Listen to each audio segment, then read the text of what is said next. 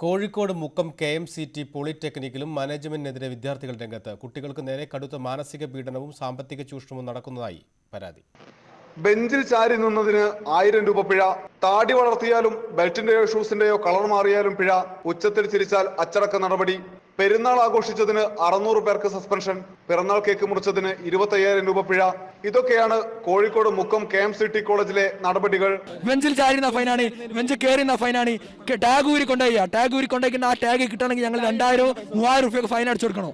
അല്ലാണ്ട് ഒരിക്കലും പോലും ഒരു ടാഗ് തിരിച്ചാൻ തയ്യാറാകുന്നില്ല. ഇതൊരു ഭയങ്കരമായിട്ട് ഞങ്ങൾക്കെതിരെ ഭയങ്കര ഫയറിംഗ് ആണ്.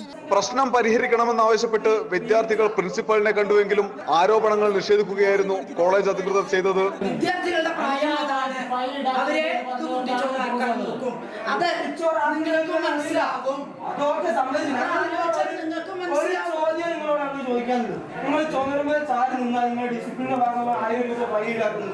ക്രിസ്മസിന്റെ ആഘോഷത്തിന്റെ ഭാഗമായി മുഖത്ത് ക്രീം തെച്ചതിന്റെ പേരിൽ 5000 രൂപ 25,000 രൂപയുടെ ഫൈൻ ഈടാക്കിയിട്ടുണ്ട്.